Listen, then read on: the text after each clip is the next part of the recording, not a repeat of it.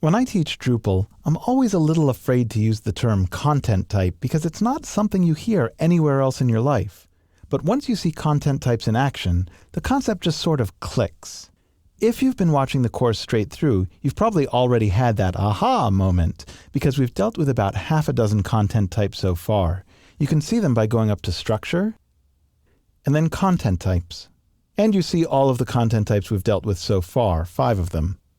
By now you have a pretty good sense of how a basic page differs from a poll, which differs from a blog post.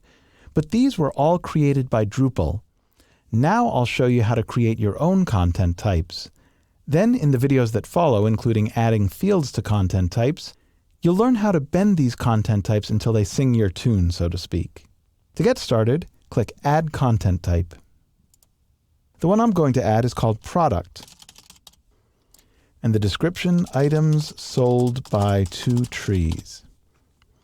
Then down at the bottom, you'll see that these vertical tabs are very similar to when you edit an individual node, but they are a little bit different, so I'm going to go through them one after another. First, the title. You can't remove the title from a content type. It's the primary key, so to speak. It's what identifies the node.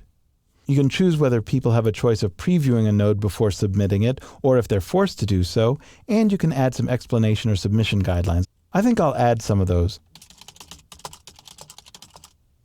I want to make sure that every product has an SKU, that is an identification number. Under Publishing Options, no, I don't think it has to be promoted to the front page. But I do want it to create a new revision each time. We talked a little bit about revisions in the video earlier in this course, revising content. Under Display Settings, we see this Display Author and Date information.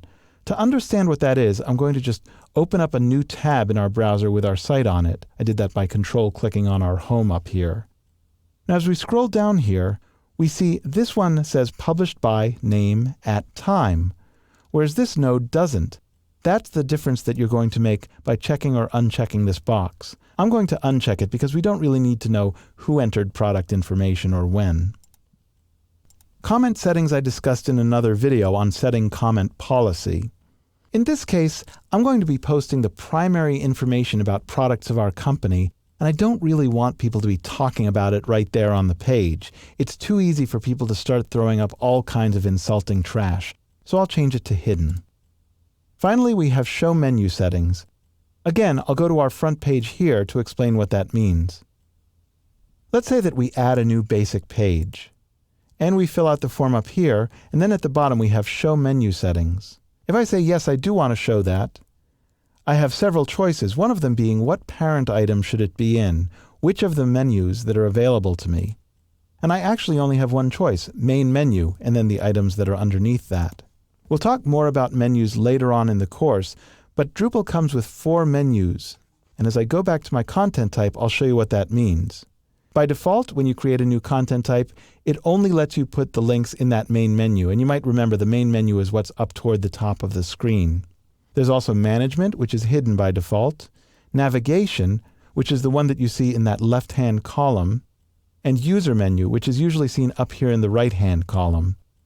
These are pretty well separated by their tasks or by their functions, so I'll just leave it as Main Menu. Finally, I'll save my content type.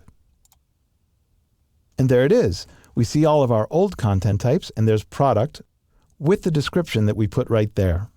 But we still can't really add content of that content type very easily. At least, we can as the super user, but nobody else on the site can. In order to change that, we have to go up and give permissions to those other roles. We do that by clicking People and Permissions. Then we scroll down to the Node group. Here we start to see some of the different content types, blog entry, poll, forum topic. And as we go further, there we are, Product. We want to at least allow our administrators to create products, so I'll give them all of those permissions. I select those boxes, scroll to the bottom, and click Save Permissions. Now to create a node of that content type, it's very easy. We do just as we did with basic pages and articles. We go up, Add Content, Product, and there we are. Incidentally, here we see our help text right at the top. Now that we have that product content type, we can start to distinguish products from basic pages and articles. I'll show you some other ways of doing that in the next few videos.